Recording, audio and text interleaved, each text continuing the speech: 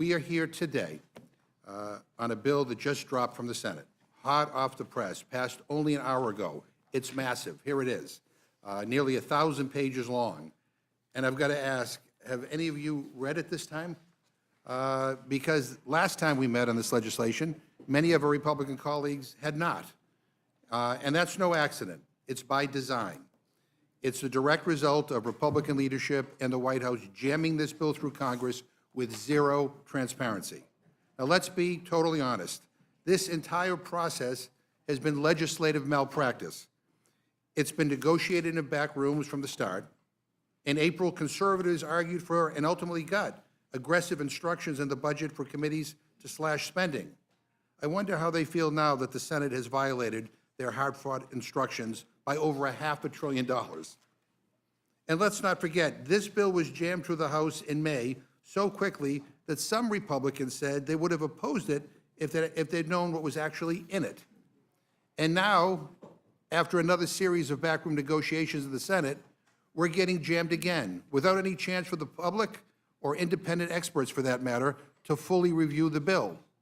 And let me make a prediction. If this ugly bill passes, it's going to get a lot uglier when people realize what's in it. And not even Donald Trump's new $300 bottle of cologne will cover the stench. This bill will hurt people in every congressional district in this country. And Republicans are racing to get it passed before the American people can figure out what's in it. There's no real deadline.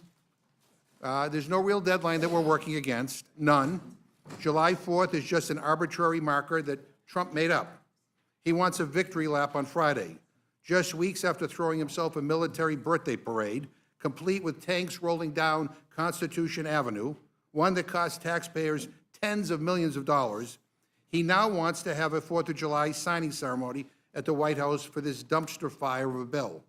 We're rushing, not because the country demands it, but because he wants to throw himself yet another party. This isn't policy, it's ego management.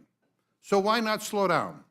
Why not actually do the work? Why not fix the problems instead of pretending that we're in the middle of some 5-alarm emergency? I mean, Vice President Vance just had to break a tie in the Senate. Many of the Republicans who voted for this bill acknowledge that that in its current form, it is seriously flawed. And listen to this quote from Senator Murkowski, who just caved and voted for this bill. And you gotta love this. She said, quote, "My hope is that the House is gonna look at this and recognize that we're not there yet," end quote. I mean, my question to her is, if you really believe that, then why the hell did you vote for this bill? It doesn't make any sense. It's a dereliction of your duty as a United States Senator and as a representative for the people in Alaska. I mean, when was the last time this current House of Representatives has fixed or solved anything? I mean, where have you been, Senator Murkowski? This Republican House is dysfunction on steroids. And let me say to my Republican friends, I understand that the Senate just jammed you, but you don't have to be complicit. I get it. I know the Republican leadership and Trump don't want scrutiny. They don't want the American people to understand what's really happening here. This bill is a middle finger to millions of Americans. It isn't just a bad bill, it is the most dangerous piece of legislation in modern history. Dangerous because of the very real damage it will do to real people, sick people, hungry kids, families just scraping by. If this is Republicans' top legislative priority this Congress, it tells us everything about where your values lie. And it's not with working families, not with struggling communities, but with mega corporations, billionaires, and Donald Trump. Madam Chair, I know that once I'm done, you will say, as you did at the beginning, that I'm fear-mongering. That Democrats, nonpartisan scorekeepers, analysts, experts in industry, doctors, children's hospitals, food banks, utilities, organized labor, and journalists, all what they say about this bill, every legitimate critique that we have heard about this bill, you will say that it is hyperbole.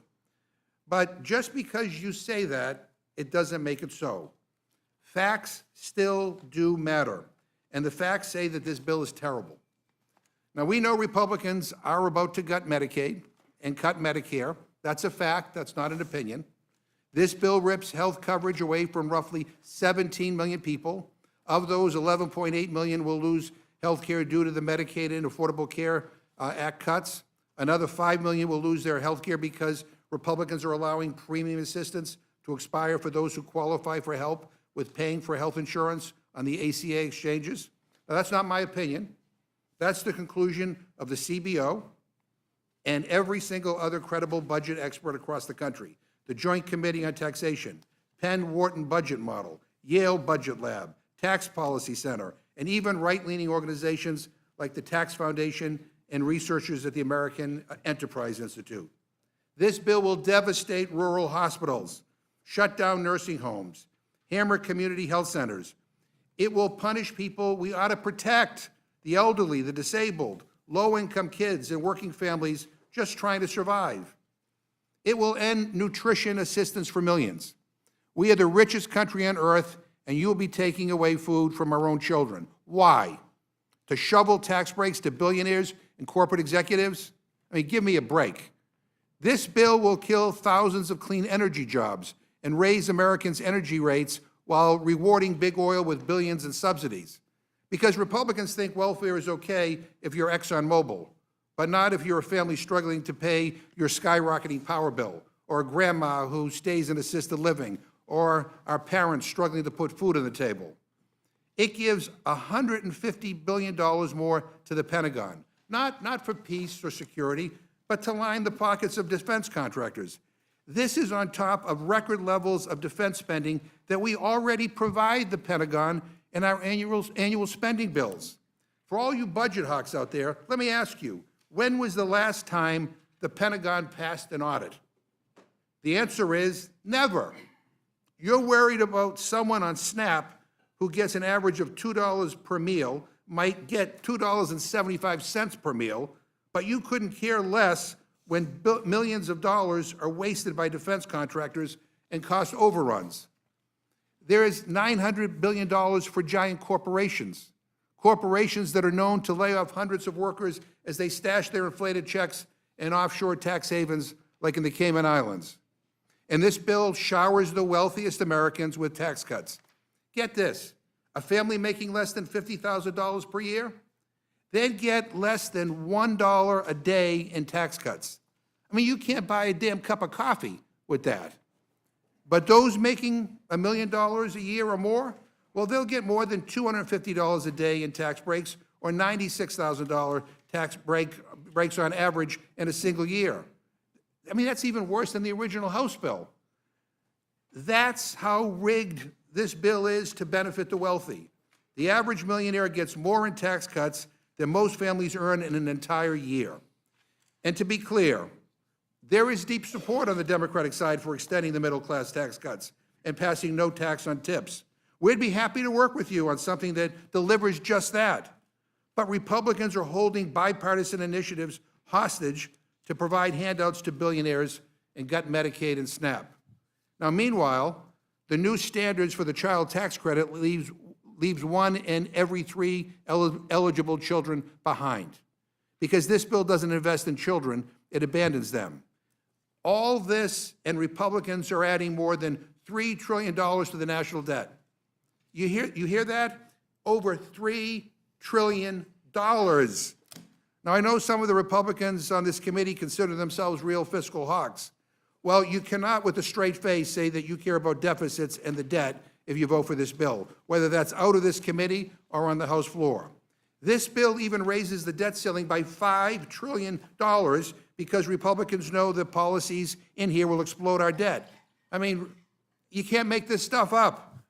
This is the biggest transfer of wealth in American history, stealing from the poor to give to the rich. This is Republicans' let them eat cake moment. It robs from the most vulnerable to pay off the already powerful. It tells every kid without wealth, this government has nothing for you, that the American dream is only for trust fund babies. And here's what baffles me. You all know the truth. You all know the truth. You know this bill is cruel. You know that it will hurt millions of Americans. But Trump wants you to fold. And the sad fact is that many of you will fold in a nanosecond. You'll vote for this even though you know it's bad for your own constituents. You're absolutely terrified that the guy in the White House will get mad and try to find someone to run against you in a primary.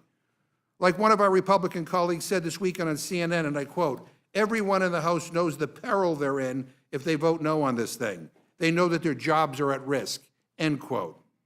You're terror-stricken that what happened over the weekend to Senator Tom Tillis will happen to you. Well, Senator Tillis did the right thing, speaking truth to power. You should listen to him when he says that the Senate's version of this bill betrays President Trump's promise not to take Medicaid away from its rightful recipients. He decided to retire because he wanted to put his constituents first, and quite frankly, I think he's tired of dealing with the relentless MAGA threats and BS. Truly, I've never seen anything like this in my life, the kind of petrified fealty we're seeing on the right, scared by a man who called voting against this bill the ultimate betrayal. Like, what kind of president talks like that? That's the language of dictators, not the language of a president. But let me remind you all of something. The people you should be afraid of, betraying are not in the White House or dining at Mar-a-Lago. They're back home. The people in Boone, North Carolina, in Moorhead, Minnesota, in Rock Hill, South Carolina, in Austin, Texas, in Salem, Indiana, in Jamestown, New York, in Tifton, Georgia, in Abington, Virginia, in Noonan, Georgia. They're the ones who hired you. And if you vote for this bill, you're voting to screw them over, plain and simple. When their kids go hungry, when their health care is gone, when their energy bills skyrocket, when they watch big oil rake in profits while they get pink slips, when they realize that billionaires like Jeff Bezos are getting 40 times the tax breaks that they're getting, when they watch the wealthy get richer and they're left behind, they are going to feel the pain that you brought on them. And I think you're going to see that reflected in the next election.